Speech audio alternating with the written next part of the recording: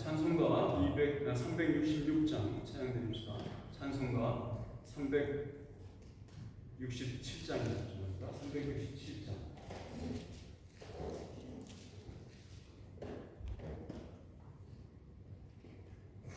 367장.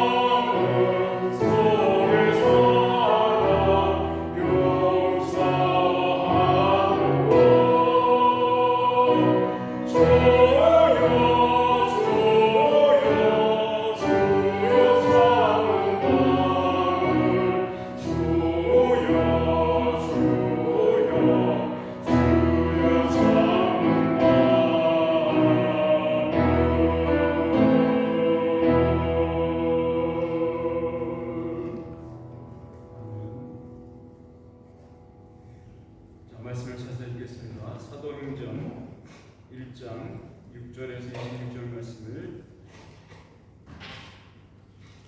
같이 읽을 텐데요.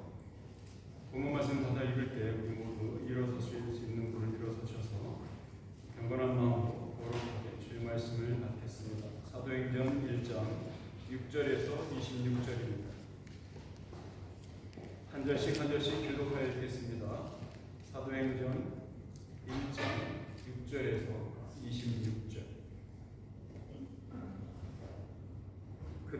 모였을 때에 예수께 여쭈어 이르되 주께서 이스라엘 나라를 회복하심이 이 때니까 하니 이르시되 때와 시기는 아버지께서 자기의 권한을 주셨으니 너희가 알 바 아니요. 오직 성령이 너희에게 임하시면 너희가 권능을 받고 예루살렘과 온 유대와 사마리아와 땅 끝까지 이르러 내 증인이 되리라 하시니라. 이 말씀을 마치시고 그들이 보는데 올려져 가시니 구름이 그를 가려 보이지 않게 하더라. 올라가실 때에 제자들이 자세히 하늘을 쳐다보고 있는데 흰옷 입은 두 사람이 그들 곁에 서서 이르되 갈릴리 사람들아 어찌하여 서서 하늘을 쳐다보느냐. 너희 가운데서 하늘을 올려주신 이 예수는 하늘로 가심을 본 그대로 오시리라 하였느니라. 제자들이 감람원이라 하는 산으로부터 예루살렘에 돌아오니 이 산은 예루살렘에서 가까워 안식일에 가기 알맞은 길이라.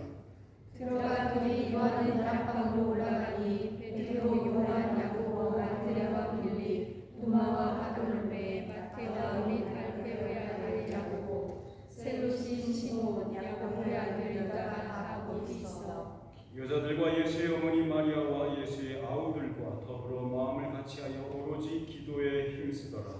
모인 우리의 수가 약 120명이나 되더라. 그때 베드로가 그 형제들 가운데 일어서서 이르되 형제들아, 성령이 다윗의 입을 통하여 예수 잡는 자들의 길잡이가 된 유다를 가리켜 미리 말씀하신 성경이 응하였으니 마땅하도다.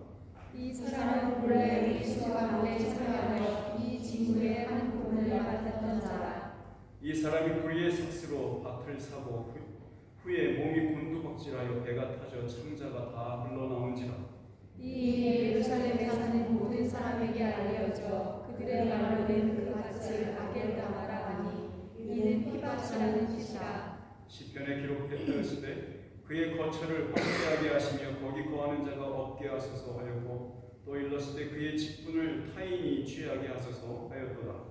이러함으로 요한의 세례부터 우리 가운데서 올려져 가신 날까지 주 예수께서 우리 가운데 출입하실 때에 항상 우리와 함께 다니던 사람 중에 하나를 세워 우리와 더불어 예수께서 부활하심을 증언할 사람이 되게 하여야 하리라 하거늘 그들이 두 사람을 내세우니 하나는 바사바라고 하고 별명은 유수도라고 하는 요셉이요 하나는 아느니아라. 그들이 기도하여 이르되 무사람의 마음을 아시는 주여 이 두 사람 중에 누가 주님께 택하신 바 되어 봉사와 및 사도의 직분을 대신할 자인지를 보이시옵소서. 유다는 이 직분을 버리고 제 곳으로 갔나이다 하고 함께 읽습니다. 제비 뽑아 마태아를 얻으니 그가 요한 사도의 수에 돌아가니라. 아멘. 앉으시기 바랍니다. 혹시라도 말씀을 시작하기 전에 청년들 혹은 날씨 때문에 힘드셔서 약간 정신이 흐릿해지시는 분이 있다면 일어나셔서 옆에 서셔서 들으셔도 좋을 것 같습니다.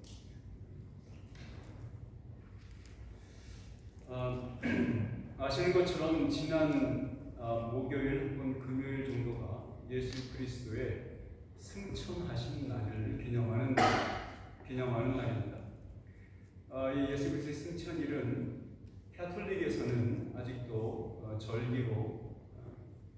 절기로 기념하는 것으로 알고 있습니다. 근데 우리 프로테스탄트 개신교에서는 이 절기가 아주 희미해졌죠. 그러나 그 뜻 많은, 그 의미 많은 개신교가 가톨릭보다 엄청 깊은 의미를 이해하고 있죠. 어쨌든 오늘 우리 함께 나눌 말씀은 예수 그리스도의 승천에 관한 것입니다. 예수 그리스도가 하늘에 올라가셨다. 그 하늘이 어디냐? 어디까지 가셨느냐? 왜 가셨느냐? 가셔서 어디에 계시냐? 이런 것들입니다. 아주 재밌겠죠? 눈을 똑바로 뜨고 혹시라도 졸리시면 옆에 일어나셔서 보시면 좋겠습니다. 자, 시내산 꼭대기 어디쯤인가에 내려오신 야훼 하나님은 모세를 부르셨습니다. 출애굽기 3장에 기록되어 있죠. 야훼 하나님은 이스라엘 백성을 애굽의 속박과 혼란으로부터 자유를 주시려 구원해 내실 것임을 모세에게 알리셨죠. 많은 기이한 일들이 그 과정 속에서 나타났고 애굽의 수많은 생명들은 이스라엘 백성에게 임한 하나님의 임재가 가져오는 구원과 심판의 성격을 드러냈습니다. 하나님은 이스라엘 백성을 구원하시는 일이 무엇을 목적으로 행해진 것인가를 구원 전쟁의 승리자가 베푸는 선물을 통해서 알려주셨습니다. 약속하신 대로 신의 산에서 하나님 자신을 예배하도록 인도하셨고 이 백성들이 자신에게 속한 자들임을 인치셨습니다. 그 백성들은 하나님이 머무시는 하나님의 집으로 세워졌습니다. 하나님은 자신의 집을 다스리는 경륜을 세우셨고 모세라는 중보자를 통해서 가르치셨고 그 결과 백성들에게 율법을 주셨습니다. 이것이 출애굽기 20장과 24장에 기록되어 있습니다. 언약의 하나님의 백성들은 그렇게 훌륭하게 준비된 기업으로 거룩한 백성으로 만들어져 갔습니다. 우리는 이 구약 백성의 모임을 광야 교회 혹은 구약 교회라고 부릅니다. 스데반 집사라고 아시죠? 돌맞아 죽은, 돌맞아서 순교당하신 스데반 집사님 아시죠? 그분이 돌맞아 죽으면서 이렇게 얘기했습니다. 신의 산에서 말하던 그 천사와 우리 조상들과 함께 광야 교회에 있었고 또 살아있는 말씀을 받아 우리에게 주던 자가 이 사람이라. 이게 스데반 집사님의 설교 내용 중에 한 부분입니다. 스데반 집사님은 이 구약 교회를 광야 교회다 이렇게 불렀죠. 3,500년 전에 모형과 예표로 시작된 이 교회의 설립은 2000년 전 예수 그리스도의 죽으심과 부활과 승천으로 다시 한번 그리고 마지막으로 새롭고 그 완전한 원형의 모습이 드러나기 시작합니다. 그리스도께서 당신의 백성을 죄와 사망으로부터 자유를 얻게 하여 설립하신 복음교회가 바로 신약교회이며 지금 우리가 누리는 하늘의 모든 복락, 신령한 복락의 모태가 바로 교회입니다. 구약과 신약교회 사이의 유사점을 이해하는 것은 그 연속성을 알게 해줌으로써 굉장히 큰 유익을 줍니다. 어떤 것이 유사성이 있냐? 첫 번째, 주님의 유형 교회를 세우려는 동일한 목적을 가지고 있었습니다. 구약교회나 신약교회나. 구약교회에서는 그 속박이 풀렸고 신체적으로 사로잡혔던 노예에 있던 사람들이 구원받았죠.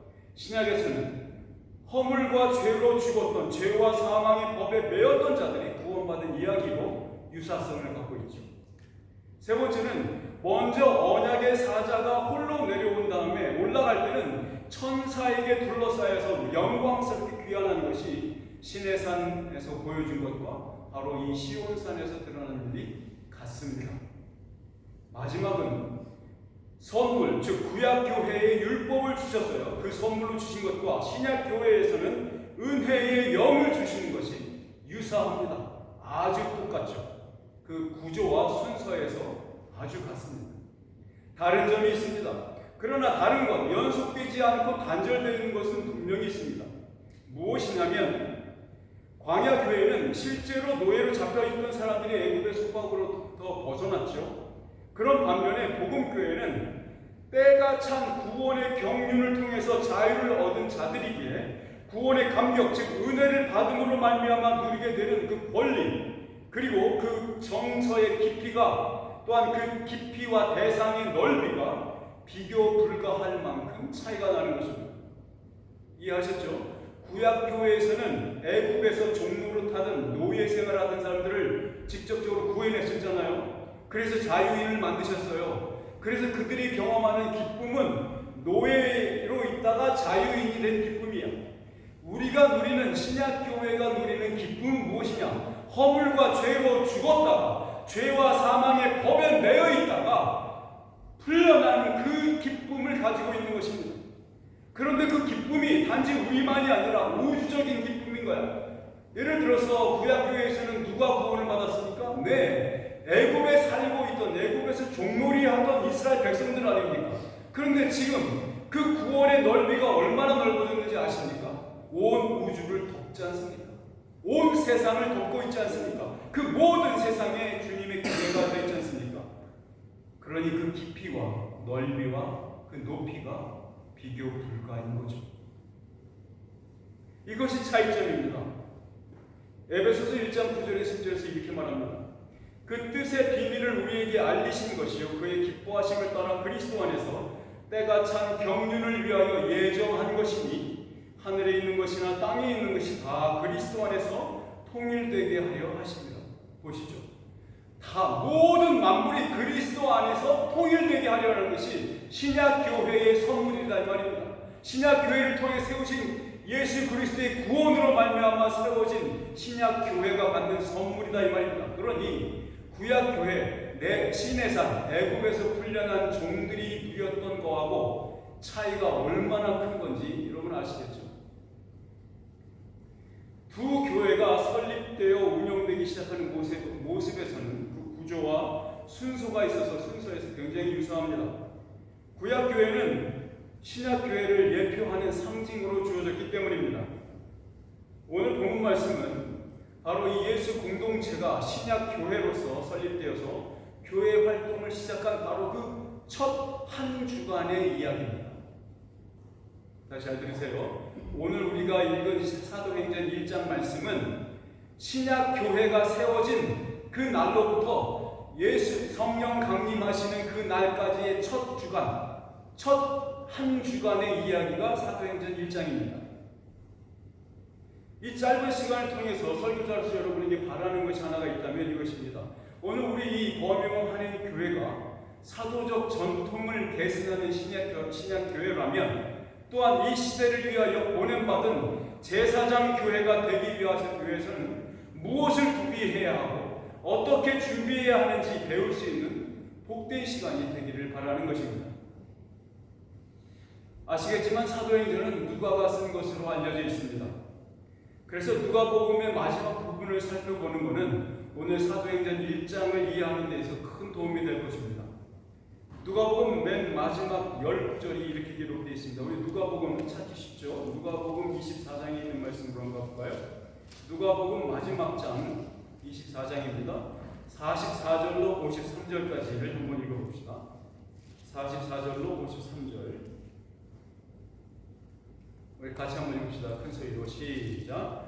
또 이르시되 주께 주께 너희에게 말하노라 본 모세의 율법과 선지자의 글과 시편에 나를 가리켜 기록된 모든 것이 이루어져야 하리라 한 말이 이것이라 하시고 이에 그들의 마음을 열어 성경을 깨닫게 하시고 또 이르시되 이같이 그리스도가 고난을 받고 제3일에 죽은 자 가운데서 살아날 것과 또 그의 이름으로 죄사함을 받게 하는 회개가 예루살렘에서 시작하여 모든 족속에게 전파될 것이 기록되었으니 너희는 이 모든 일의 증인이라.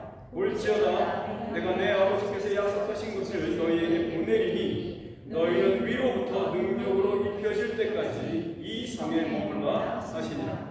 예수께서 그들을 데리고 베다니 앞까지 나가사 손을 들어 그들에게 축복하시더니 축복하실 때에 그들을 떠나 하늘로 올려지시니 그들이 그에게 경배하고 큰 기쁨으로 예루살렘에 돌아가 늘 성전에서 하나님을 찬송하니라. 아멘.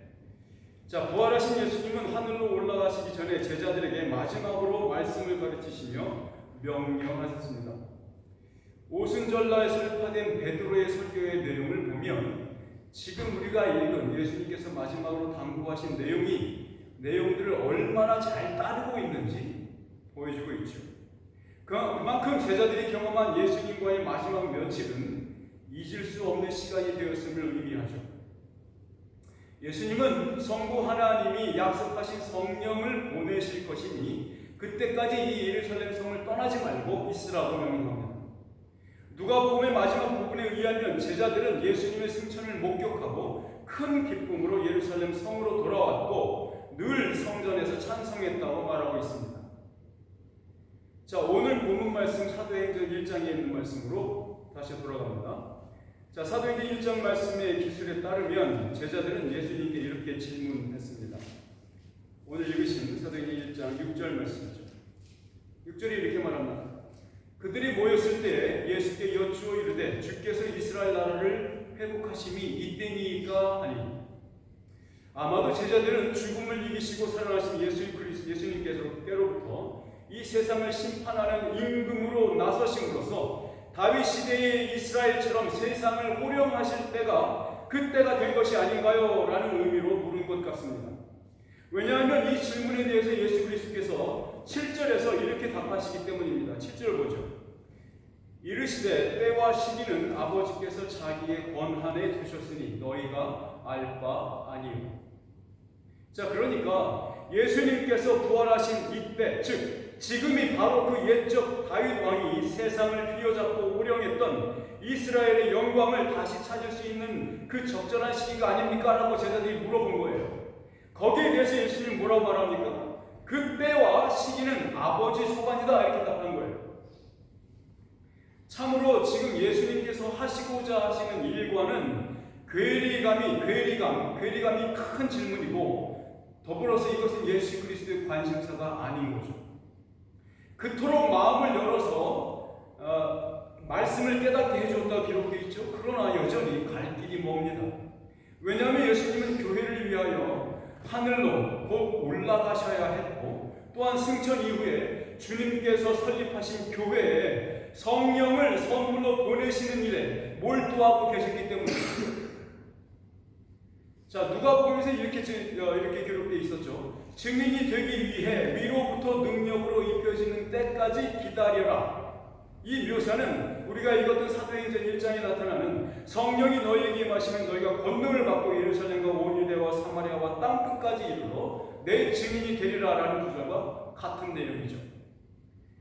부활하시어서 승천을 앞둔 예수 그리스도의 마음이 어디에 꽂혀 있었는지 분명히 알 수 있죠. 이제 바로 예수 그리스도의 마음을 휘어잡고 있었던 일이 이제 본격적으로 일어나려고 하고 있습니다. 사도행전 1장 9절의 말씀입니다. 1장 9절에 이렇게 말합니다. 이 말씀을 마치시고 그들이 보는데 올려져 가시니 구름이 그를 가리려 보이지 않게 하더라. 예수님이 하늘로 올라가시고 계십니다. 이 말씀은 마치 구름이 그분을 영접하고 영광의 왕이 들어가시도록 길을 열어드리고 있는 것 같지 않습니까? 이 구름은 하나님의 임재를 상징하는 시카이나 구름이라고 부릅니다. 예수님께서 다시 재림하시는 상황을 보여주는 구절에서도 재차 표현되고 있는 것이 이 구름이죠. 이렇게 써 있습니다. 마태복음 4장 30절 31절 말인대로 그때의 인자의 징조가 하늘에서 보이겠고 그때의 땅의 모든 족속들이 통곡하며 그들이 인자가 구름을 타고 능력과 큰 영광으로 오는 것을 보리라. 그가 큰 나팔 소리와 함께 천사들을 보내리니 그들이 그의 택하신 자들을 하늘 이 끝에서 저 끝까지 사방에서 모으리라. 예수 그리스도의 다시 오시는 그 모습을 표현할 때도 이 구름이 표현됐고 나팔이 표현됐죠. 자, 여기서 우리가 확인해 봐야 할 것은 두 가지가 있습니다. 첫째는 예수님의 승천이라는 이 놀라운 일이 구약에 예언되어 있었는가라는 것과, 둘째는 왜 올라가시는가, 올라가심의 목적이 뭐냐 하는 것입니다. 먼저 에스겔서 44장에 이렇게 기록되어 있습니다. 에스겔서 44장 2절에서 3절 말씀입니다. 여호와께서 내게 이르시되 이 문은 닫고 다시 열지 못할지니 아무도 그리로 들어오지 못할 것은 이스라엘 하나님 나 여호와가 그리로 들어왔습니다. 그러므로 닫아둘지니라. 왕은 왕인 까닭에 안 길로 이 문 현관으로 들어와서 거기에 앉아서 나 여호와 앞에서 음식을 먹고 그 길로 나갈 것입니다. 땅의 성소 중 지성소의 문, 지성소라고 아시죠? 성전이 있었고 그 성전을 두 파트로 나누는 커튼이 쳐져 있어요. 그래서 앞에 있는 방이 있고 저 뒤에 숨은 방이 있어요. 저 뒤에 숨은 커튼 뒤에 있는 방을 지성소라고 부릅니다. 그리고 이 전체 두 방을 한 번에 불러서 성소라고 부르고요. 성소의 방에 앞에 있고 성소의 방에서 지성소의 방으로 들어가기 위해서는 반드시 문을 열어 젖히고 들어가야 합니다. 커튼이죠. 엄청나게 두꺼운 커튼이죠. 지금 읽은 것이 바로 그 얘기입니다. 지성소의 문은 대제사장에게만 들어갈 수 있었습니다. 1년에 딱 한 번 들어갈 수 있었습니다. 하늘의 문은 오직 우리의 왕이시며 대제사장이신 예수님께로만 열립니다. 히브리서 기자는 이 일이 예수님의 승천 시에 일어난 것이라고 분명히 기록하고 있죠. 히브리서 6장 20절에 이렇게 말합니다. 그리로 앞서 가신 예수께서 멜기세덱의 반차를 따라 영원히 대제사장이 되어 우리를 위하여 들어가셨느니라 그 말이죠. 베드로 사도도 그 사실을 확인해 줍니다. 이렇게 말합니다. 그는 하늘에 오르사 하나님 우편에 계시니 천사들과 권세들과 능력들이 그에게 복종하느니라. 본문 말씀도 천사들의 입을 빌려서 확인해 주고 있지 않습니까? 사도행전 1장 11절에 이렇게 말하죠. 이르되 갈릴리 사람들아 어찌하여 서서 하늘을 쳐다보느냐? 너희 가운데서 하늘로 올려주신 이 예수는 하늘로 가심을 본 그대로 오시리라 하였느니라. 예수님께서 하늘로 올라가시는 일은 에녹이나 엘리야의 경우와는 다릅니다. 방식면에서 다르죠. 에녹과 엘리야의 경우는 수동적으로, 피동적으로 끌려서 올라가는 것입니다. 에녹에게도 엘리야에게도 스스로 하늘로 올라갈 수 있는 힘과 능력은 없습니다. 예수 그리스도의 경우는 어떨까요? 예수 그리스도는 자신의 능력과 힘으로 올라가십니다. 자신의 신성의 능력으로 올라가십니다. 또한 예수님의 승천은 천상교회의 환영식에서 대단히 다르죠. 에녹과 엘리야가 하늘로 올라갈 때 이런 일이 있었다고는 기록되어 있지 않습니다. 시편 47편에 이렇게 기록되어 있어요. 5절과 8절인데요. 하나님께서 즐거운 함성 중에 올라가시며, 하나님께서 즐거운 함성 중에 올라가십니다. 아니, 예수님께서 하늘로 올라가시면서 스스로 혼자 함성을 막 질러대시는 건 그게 아니에요. 예수님이 질러대시는 게 아니라 천상교회, 하늘교회에 있는 그 성도들이 예수 그리스도가 올라오는 걸 보면서 예수님 오시다 이렇게 하는 거예요. 이것이 써있는 게 이렇게 써있는 거예요. 하나님께서 즐거운 함성 중에 올라가시며 여호와께서 나팔소리 중에 올라가시다. 참 대단하죠. 찬송하라, 하나님을 찬송하라. 찬송하라, 우리 왕을 찬송하라. 하나님은 온 땅의 왕이십니다. 지혜의 시로 찬송할지어다. 하나님이 뭇 백성을 다스리시며 하나님이 그의 거룩한 보좌에 앉으셨도다. 할렐루야. 예수 그리스도가 올라가시는 이 장면이 얼마나 영광스럽게 표현되어 있습니까? 예수님은 혼자 올라가셨어요. 홀로 올라가셨습니다. 그러나 그 하늘문을 열어 젖히고 환영하시는 그 인파들을 보십시오. 먼저 간 성도들, 아브라함도 거기서 두 팔 벌려서 예수 그리스도의 오심을 환영하고 있는 겁니다. 모세도 말이죠. 엘리야도 말입니다. 소리 지르는 거야. 지상에 남겨진 제자들이 자기들이 사랑하던 예수님의 승천하시는 장면을 보고 서서 쳐다보고 있는 상황과 다르게 보이지 않는 천상의 교회에서는 왕 대신 예수님의 귀환을 기뻐하고 환영하면서 만들어내는 이 소리를 한번 비교해 보십시오. 천국이 예수님의 하늘 성소 입성으로 말미암아 떠들썩하고 진동하는 듯합니다. 지진이 났죠. 본문 말씀인 사도행전 1장의 묘사는 예수 그리스도의 승리의 귀환을 상징하는 쉐카이나 구름을 통해서 그 위엄을 제자들에게 언뜻 보이게 하신 것도 다른 점이죠. 제자들은 어안이 벙벙하여서 어떻게 반응해야 좋을지 모른 채 하늘만 쳐다보고 바라보고 서 있을 뿐입니다. 그럼 예수님의 올라가심의 종착역은 어디일까요? 예수님께서 하늘로 가셨어요. 그럼 하늘 어디가 예수님께서 마지막까지 가고자 하시는 곳일까요? 성경은 에베소서 4장 10절에서 이렇게 말합니다. 내리셨던 그가 곧 모든 하늘 위에 오르신 자니 이는 만물을 충만하게 하려 하심이라. 어디까지 왔다고요? 그가 곧 모든 하늘 위에 오르신 자. 모든 하늘 위에 오르신 자. 여러분 감이 오십니까? 모든 하늘 위에 오르신 자라니까요. 그냥 하늘이 아니고 그냥 하늘들의 하늘로 올라가신 거예요. 모든 하늘들 위에. 거기가 예수 그리스도가 올라가신 하늘입니다. 모든 하늘 위, 하늘들의 하늘, 즉 하늘나라를 말하는 것입니다. 예수님께서 도착하신 곳은 어떤 것으로도 측량할 수 없는 찬란한 빛이 있는 곳입니다. 예수 그리스도가 그 빛이시니까요. 높아지신 예수님은 가장 광대한 하늘 너머에 있습니다. 거기까지 다다르셨죠. 그는 영적인 천상세계에 있는 모든 것을 초월하는 높이에 다다르셨습니다. 인간의 상상이 도달할 수 있는 그 지경, 그 너머를 말하는 것입니다. 우리의 상상, 그 너머 말이죠. 인간이 생각하고 상상할 수 있는 그 너머에 있는 거기가 바로 하늘들의 하늘입니다. 그렇게 승리 속에서 한 높은 하늘나라로 오르시는 예수님의 손에는 재미있게도 전리품들이 들려 있었습니다. 이 전리품들은 주님께서 승천하고자 하시는 이유 중 하나인 자신의 몸인 교회에 선물을 주시려는 일과 일맥상통 딱 붙어 있습니다. 뭐가 예수님의 손에 들려 있었을까요? 전리품으로 말입니다. 시편 68편 28편 이렇게 기록되어 있습니다. 그러므로 이르기를 그가 위로 올라가실 때 사로잡혔던 자들을 사로잡으시고 사람들에게 선물을 주셨다 하였다.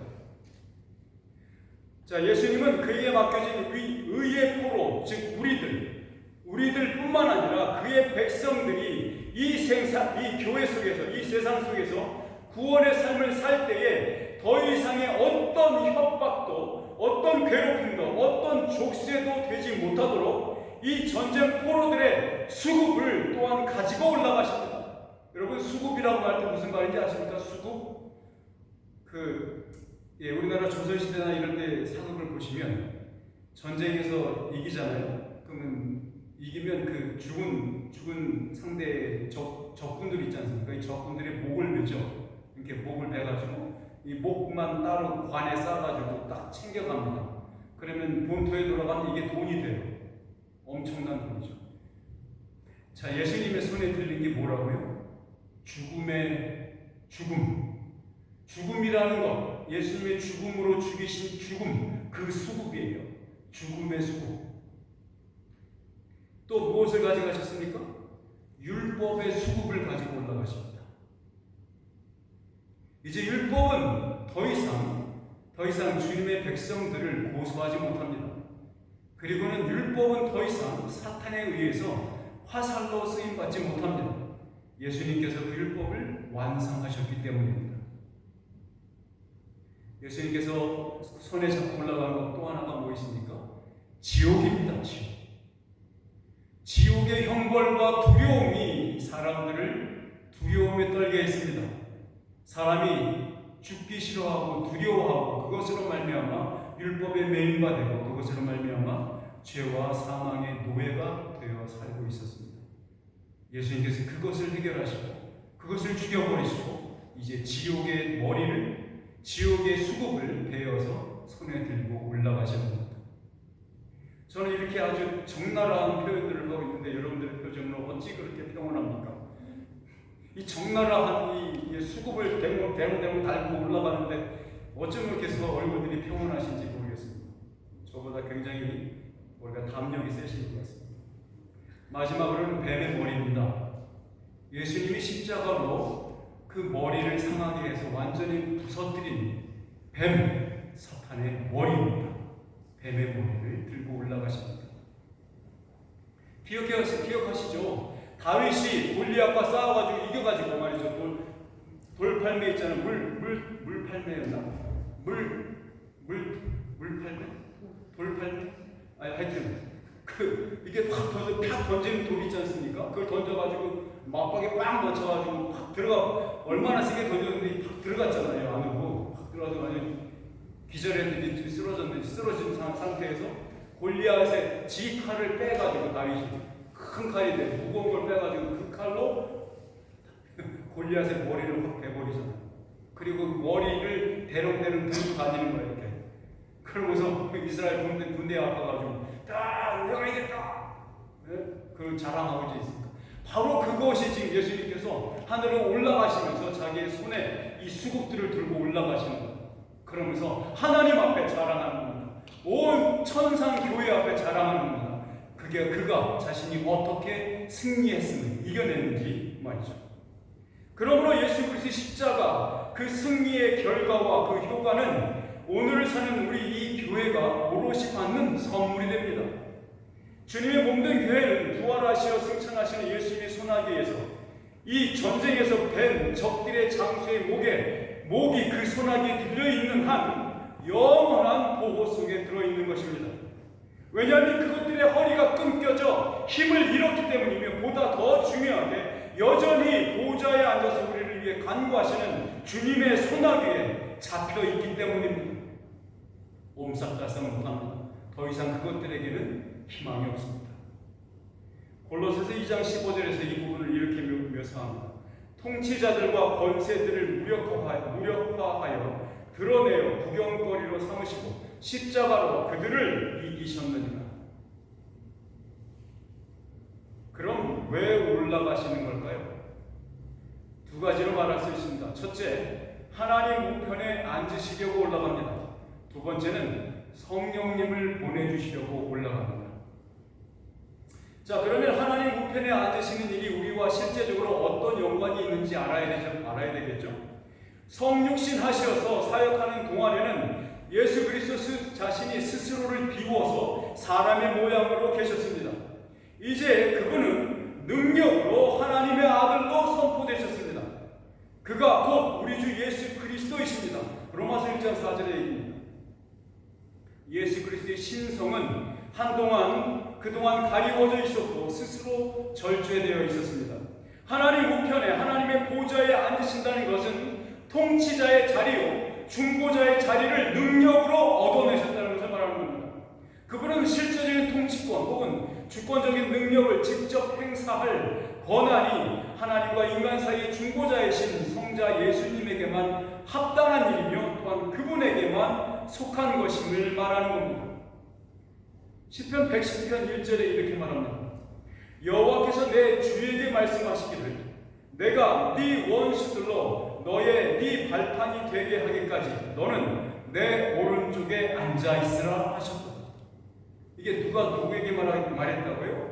여호와 하나님께서 내 주에게, 여호와 하나님이 내 주에게, 여기서 주가 예수 그리스도입니다.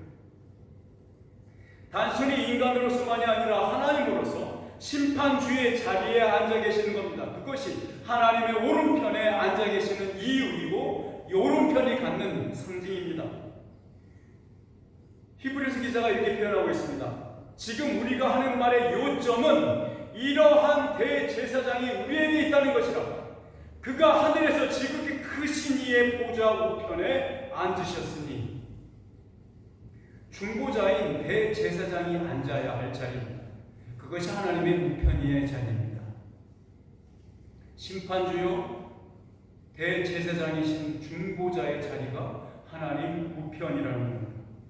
베드로는 이렇게 말했습니다. 그는 하늘에 오르사 하나님 우편에 계시니 천사들과 권세들과 능력들이 그에게 복종하느니라 라고 말했죠. 하나님의 보좌 우편에 앉으신 우리 구주 예수 그리스도는 우리의 출생지인 교회의 머리이십니다. 예수 그리스도의 머리는 성부 하나님이십니다. 그의 우편 보좌에 앉으신다는 것은 하나님 아버지와 자기 자신 성부 하나님과 성자 하나님 예수 그리스도의 친밀감과 사랑의 자리에 있다는 것을 의미합니다. 내 우편에 있다는 것이 그거예요. 하나님 아버지가 성자 예수 그리스도를 그만큼 친밀하고 사랑스러운 관계로 사랑하고 계시다, 친하다, 가까우시다 이런 얘기입니다.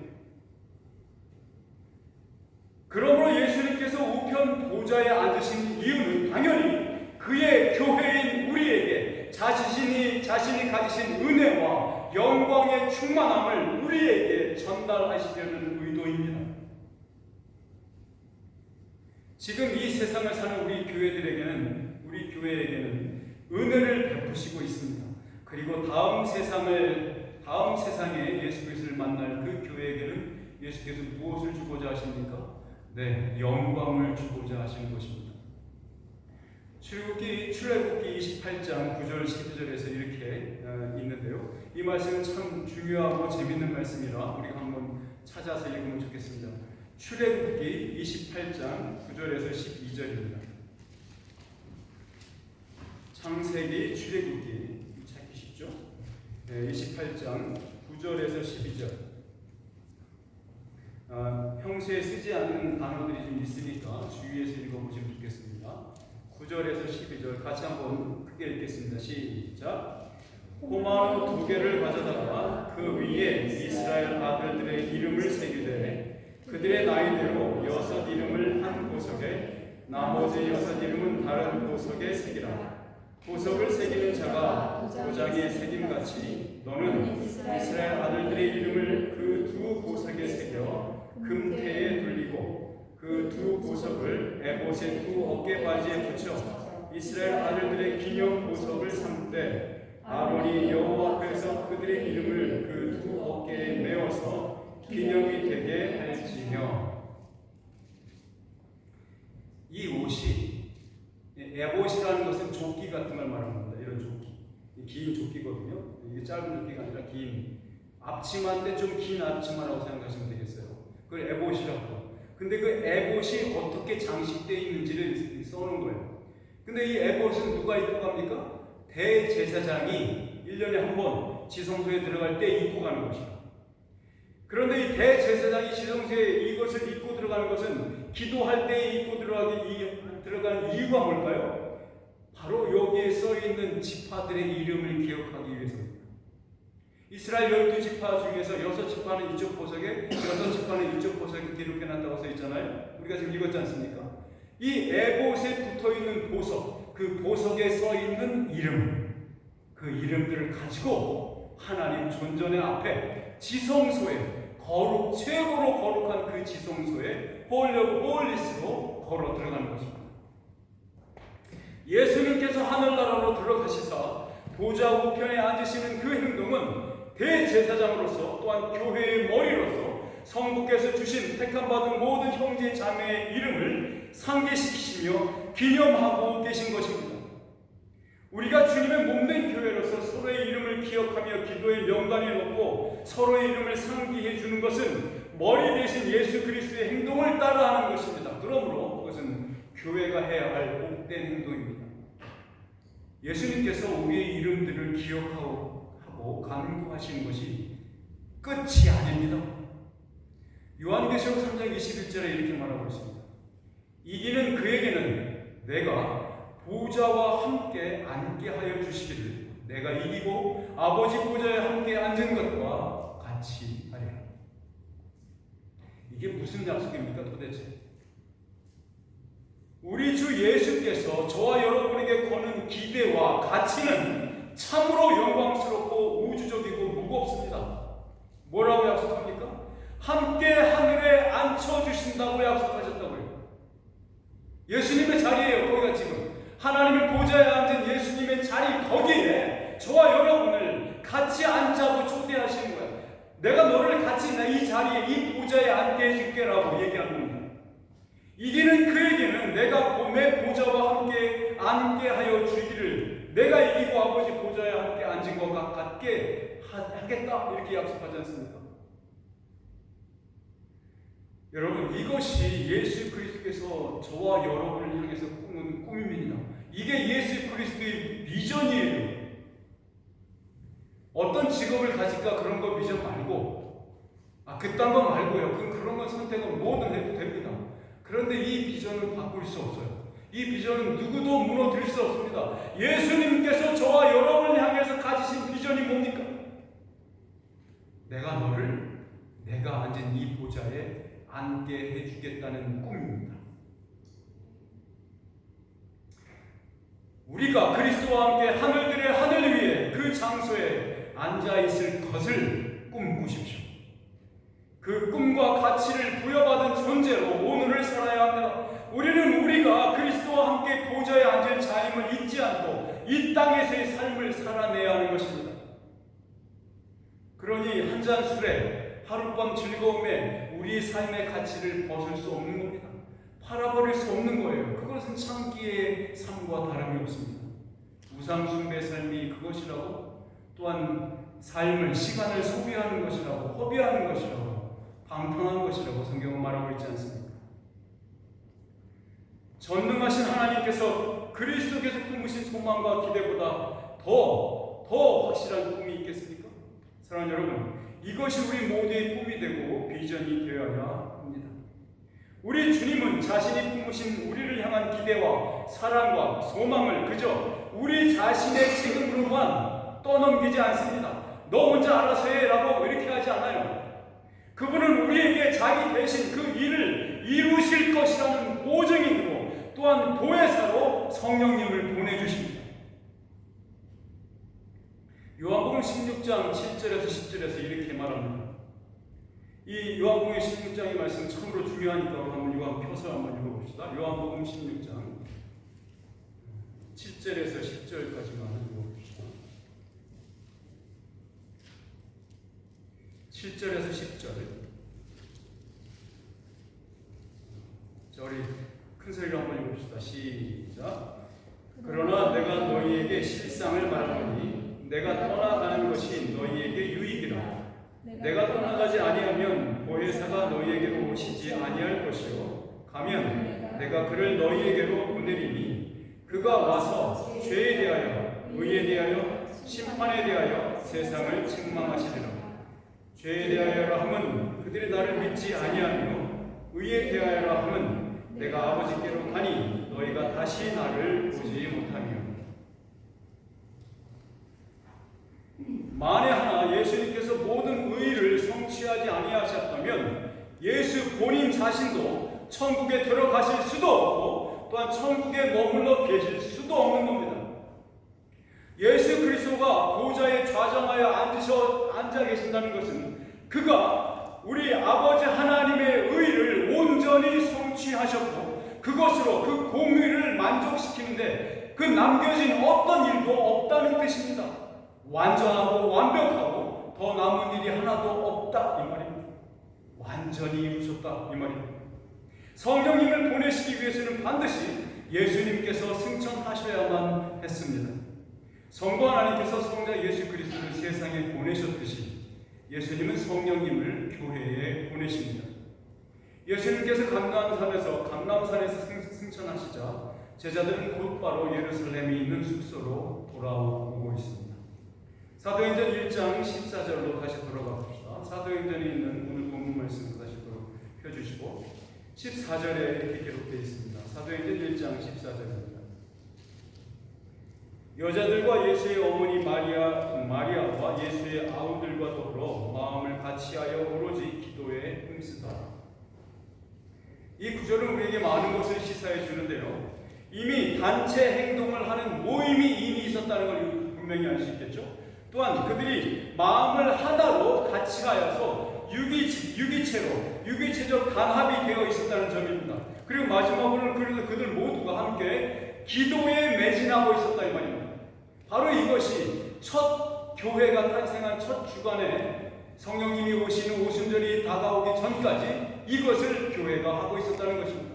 교회는 이미 있었습니다. 예수님께서 승천하시며 남겨진 무리들에게 명령하신 것을 그대로 수행하던 예수 공동체, 그 예수 공동체인 교회가 이미 시작되어 있었다는 것을 말해주고 있습니다. 교회라고 부를 수 있는 이 단합체의 구성원들은 언제 성령을 보내시겠다는 약속이 성취될지 정확히 알고 있었다고 보기 어렵습니다. 누가복음이 말하듯이 어떤 이는 성전에서 하나님을 경배하며 찬송하는 일에 몰두했었고 또 여기서는 다락방에 모여서 기도에 힘쓰고 있었다는 것을 알 수 있겠죠. 이렇게 기도에 열중하고 있던 동안에도 아마도 베드로는 전체 모임을 갖기 위해서 모든 회원들을 부른 듯 합니다. 사도행전 1장 15절입니다. 모인 무리의 수가 약 120명이나 되더라. 그때에 베드로가 그 형제들 가운데 일어서서 이르되. 전체 회의가 소집된 겁니다. 마치 개별 교회들이 이따금씩 혹은 정기적으로 공동의회를 열듯이 말입니다. 안건은 한 가지였습니다. 성경의 예언대로 자결한 가롯 유다를 대신해서 봉사와 사도의 직무를 감당할 사람을 뽑아서 충원하자는 것이었습니다. 이것이 초대교회 첫 번째 주간에 일어난 일입니다.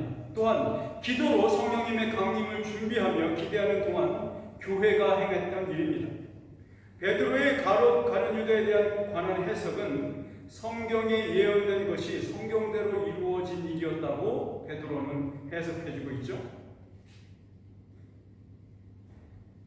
또한 결원을 충원하는 것 또한 성경대로 행하는 결정이라고 말해주고 있습니다. 여기서 우리가 놓칠 수 없는 중요한 것이 있습니다. 그것은 교회가 교회되게 하는 것은, 잘 들으십시오. 교회가 교회되게 하는 것은 성경대로가 가장 중요한 요점입니다. 성경대로 모이는가? 성경대로 예배하는가? 성경대로 말씀을 보는가? 성경대로 기도하는가? 성경대로 사랑하는가? 말이죠. 여기서 베드로는 사도의 직무를 감당할 구비 조건의 세 가지를 열거하고 있습니다. 본문 말씀 사도행전 1장 21절에서 22절까지 기록되어 있습니다. 한번 보시죠. 21절에서 22절까지 같이 한번 읽겠습니다. 시작. 이러함으로 요한의 세례로부터 우리 가운데서 올려져 가신 날까지 주 예수께서 우리 가운데 출입하실 때에 항상 우리와 함께 다니던 사람 중에 하나를 세워 우리와 더불어 예수께서 부활하심을 증언할 사람이 되게 하여야 하리라 하거늘. 자, 여기에서 우리가 본 사도가 누가 사도가 될 수 있는가 하는 그 자격 요건이 두 가지가 나와 있죠. 그렇죠? 두 가지 지금 읽으신 거 기억나시죠? 첫째는 지난 세월 내내 예수님과 동고동락한 사람이라야 합니다. 예수님이 공생애를 시작하면서부터 3년여 이전 3년 전 정도 되겠죠. 이 시기를 생각하면 그때부터 지금까지 계속해서 같이 그 공동체 안에 있었던 사람을 말합니다. 그 모임 안에 예수 공동체, 예수 제자 공동체 안에 있었던 사람이라야 합니다.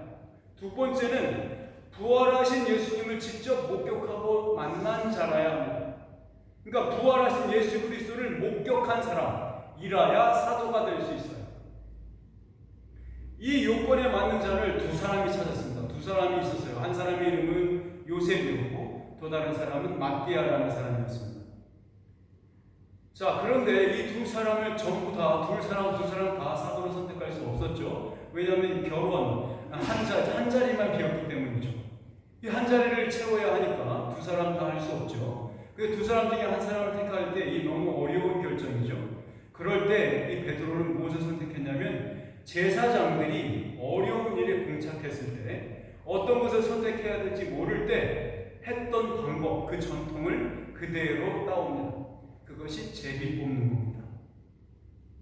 24절에 이렇게 기록되어 있습니다. 그들이 기도하여 이르되 뭇 사람의 마음을 아시는 주여 이 두 사람 중에 누가 주님께 택하신가 되어 라고 써있죠. 자, 여기서 지금 세 번째 두 사람을 골라놓고 이 두 사람 중에 누굴 뽑을까 생각할 때 그 모임에 모였던 성도들 120명 넘는 사람들이 뭐 했다고 합니까? 기도했습니다. 먼저 기도했어요. 시간을 뒀는지 얼만큼 뒀는지 하루를 뒀는지 이틀을 뒀는지 말이죠. 기도를 했습니다. 그 기도를 하시고 나서 그 뭐라고 기도하냐면 뭇 사람의 마음을 아시는 주여 이 두 사람 중에 누가 주님께서 택하시는 자입니까? 라고 묻는 거예요. 그렇게 묻고 나서 뭘 했습니까? 제비를 뽑습니다. 그게 오늘 읽은 26절입니다. 26절에 이렇게 말합니다.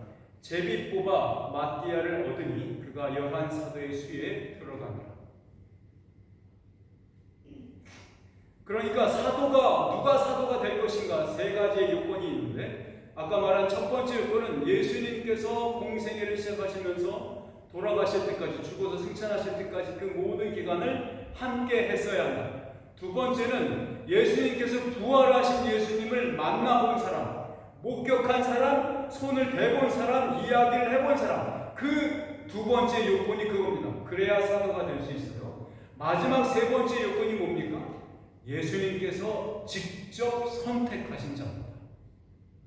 그 12제자들 여러분 기억하시죠? 그 12제자들이 지금은 제자로 불리지 않고 이제는 뭐로 불립니까? 봉사의 직무와 사도의 직무를 행할 사람이라면서 사도라고 불립니다. 사도와 제자는 다릅니다. 제자는 우리와 같은 그냥 학생을 말합니다. 학생, 스튜던트예요. 학생을 말하는 것이고 사도는 어파스를 말하는 거예요. 보냄받은 사람. 엠버서더예요. 엠버서더, 대사. 26절에 제비 뽑아 마띠아를 얻으니 그가 11사도의 수에 들어가니라의 말씀이 보여주듯이 베드로는 마지막 선택도 자기가 하지 않고 말씀이 가르쳐준 방법을 그대로 사용했죠. 이것을 제사장들이 할 때 우림과 둠밈이라는 돌을 사용했습니다. 그래서 이 하나는 하얀색 돌이고요, 하나는 검정색 돌이에요. 바두갈이라고 생각해 보세요.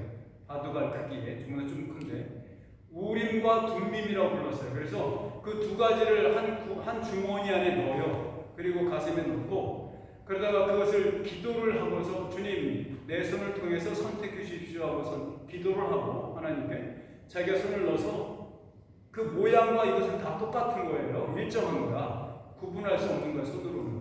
그래서 손을 넣어서 탁 뽑아서 나온 색깔에 따라서 이것을 선택할 거냐 하지 말 거냐를 결정했었던 일이 있습니다.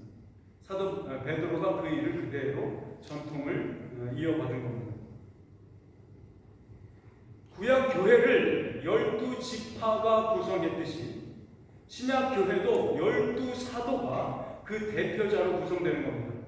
이제 마띠아가 가룟 유다 대신에 12사도로 들어왔습니다.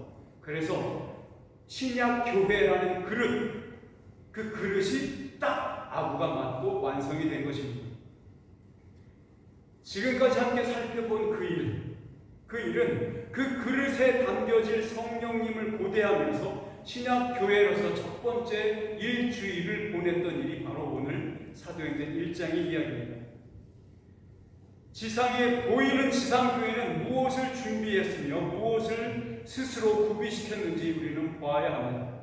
그리고 보이지 않는 천상교회에서는 승천하시는 예수 그리스도를 어떻게 환영했는지, 하나님 우편에 앉으신 일이 무엇을 결과했는지 우리는 살펴봤습니다. 천상교회와 지상교회는 예수 그리스도의 자격과 신분과 행사로 인해서 연동되어 있습니다. 지상교회에 베푸시는 은혜와 선물들은 보내질 성령님을 통해서 보증하시고 인치십니다. 승천하신 예수님을 바라보고 서 있던 제자들은 이제 한 마음으로 한 몸으로 한 가지의 기도 제목을 갖고 모였습니다.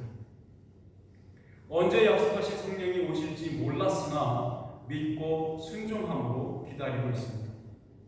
사랑하는 성도 여러분, 우리도 함께 기다립시다. 함께 구하고 함께 의논하고 성경대로 삽시다. 성경대로 순종하는 것이 탄생한 지 일주일 된 교회의 표지였습니다. 자, 그러면 40년 된 우리 교회는 최소한 40배는 더 순종하고 40배는 더 성경대로 살아야 하지 않겠습니까? 여러분, 다음 주일에 나누게 될 성령님의 강림을 우리도 함께 기다리며 두 손 모으는 한 주간 되기를 바랍니다. 우리 모두에게 은혜와 믿음이 순종으로 드러나는 한 주간 되기를 주님의 이름으로 축원합니다. 기도합시다. 전능하신 아버지 하나님, 참으로 주 예수 그리스도의 은혜와 하나님 아버지의 계획과 섭리와 작정은 너무도 오묘하고 신비합니다.